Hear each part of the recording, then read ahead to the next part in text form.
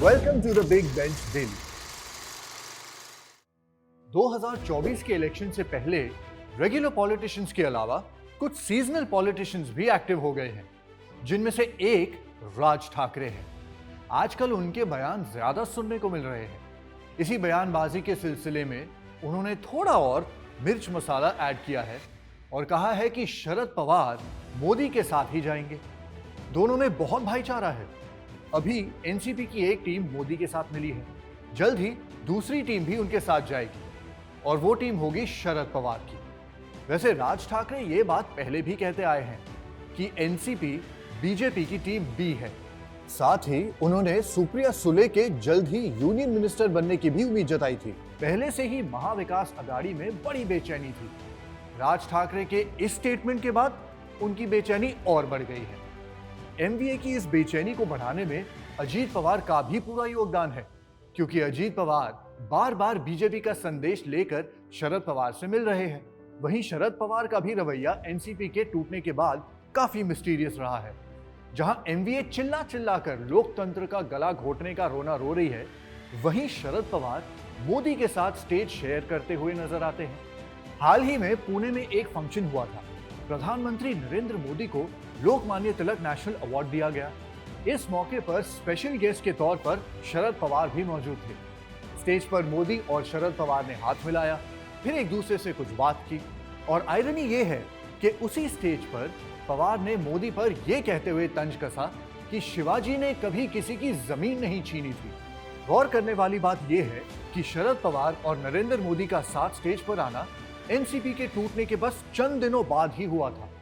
जुलाई में शरद पवार के भतीजे अजीत पवार एनसीपी से टूटकर महाराष्ट्र की बीजेपी शिवसेना सरकार में शामिल हुए थे। शरद पवार ने इस पर सफाई देते हुए कहा कि यह इवेंट कई महीनों पहले प्लान किया गया था। संजय राउत ने भी इसे लेकर निशाना साधा और लिखा कि यह कॉम्प्लिकेटेड सिचुएशन है। हम देश को दूसरी बार आजाद करने के लिए लड़ रहे हैं और इन सब के बीच शरद पवार मोदी के साथ स्टेज शेयर कर रहे हैं। हमें उनसे ऐसी अपेक्षा नहीं थी। संजय राउत को भले ही अपेक्षा ना हुई हो, लेकिन राजनीति की गहरी समझ रखने वाले इससे ना सरप्राइज्ड हुए और ना ही शॉक्ड। इसकी दो वजहें हैं। पहली, शरद पवार की यू टर्न लेने की आदत और दूसरी, पवार मोदी की 40 साल पुरानी दोस्ती। इसी भाईचारे का हवाला राज ठाकरे ने अपने रीसेंट स्टेटमेंट में दिया है। तो क्या है मोदी पवार के इस भाईचारे की कहानी? मोदी और पवार दोनों ग्रास रूट्स लेवल के नेता हैं। दोनों एक दूसरे के पड़ोसी हैं। पवार महाराष्ट्र से हैं तो मोदी गुजरात से। राजनीति के लंबे सफर में मोदी और पवार आइडियोलॉजिकली भले ही अलग अलग पार्टी से रहे हों, लेकिन उनके पर्सनल रिलेशंस हमेशा से अच्छे रहे हैं। इसका खुलासा खुद शरद पवार ने अपनी ऑटोबायोग्राफी ऑन माई टर्म्स में किया है। उन्होंने लिखा है, मैं यूपीए की सरकार में अकेला मंत्री था जो नरेंद्र मोदी से सीधे बातचीत करता था। मनमोहन सिंह की यूपीए सरकार को लेकर मोदी का आक्रामक रवैया रहता था। इसके बावजूद मैं गुजरात जाता था, क्योंकि उस वक्त के गुजरात के मुख्यमंत्री नरेंद्र मोदी मुझे इनवाइट करते थे। ये पहली बार नहीं है कि शरद पवार और मोदी के इस लव हेट रिलेशनशिप ने लोगों को कंफ्यूज किया है। शरद पवार ने 17 अगस्त को बीड़ में एक सभा करते हुए एक बार फिर मोदी पर हमला बोला। उन्होंने मणिपुर की घटनाओं और चीन पर काबू ना कर पाने में मोदी सरकार को नाकाम बताया है। शरद पवार ने अपने सोशल मीडिया पर लगे फोटो में संदेश भी लिखा है कि यह इतिहास है कि दिल्ली के तख्त के आगे कभी महाराष्ट्र झुका नहीं है। 2014 में जब पूरा विपक्ष और कांग्रेस गुजरात दंगों को हथियार बनाकर मोदी को सत्ता में आने से रोक रहा था, उस वक्त शरद पवार ने खुलकर कहा था कि 2002 के गुजरात दंगों के लिए मोदी को जिम्मेदार ठहराना गलत है, क्योंकि कोर्ट ने उन्हें क्लीन चिट दी है। इसके अलावा एक इंटरव्यू में उन्होंने ये भी कहा था कि नरेंद्र मोदी के साथ मेरे पर्सनल रिलेशंस काफी अच्छे हैं। इस स्टेटमेंट के कुछ दिनों बाद शरद पवार ने फिर से यू टर्न ले लिया और नरेंद्र मोदी के ऊपर निशाना साधते हुए कहा कि गुजरात में हुए मास मर्डर को सबने देखा। वहीं मोदी ने भी 2014 के चुनाव प्रचार में एनसीपी के ऊपर जमकर निशाना साधा।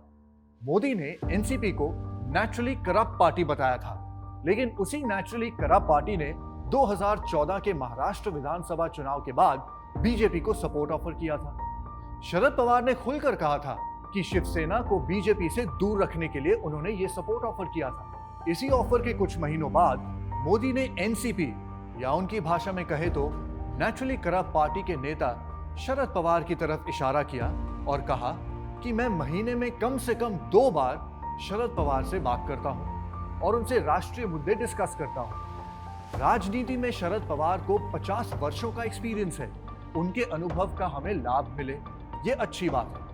यही नहीं, 2016 में मोदी सरकार की रिकमेंडेशन पर शरद पवार को पद्म विभूषण से सम्मानित किया गया था, लेकिन पद्म विभूषण मिलने के बावजूद पवार ने फिर यू टर्न लिया और 2019 में मोदी के ऊपर निशाना साधते हुए कहा कि वो बालाकोट स्ट्राइक का राजनीतिक फायदा उठा रहे हैं।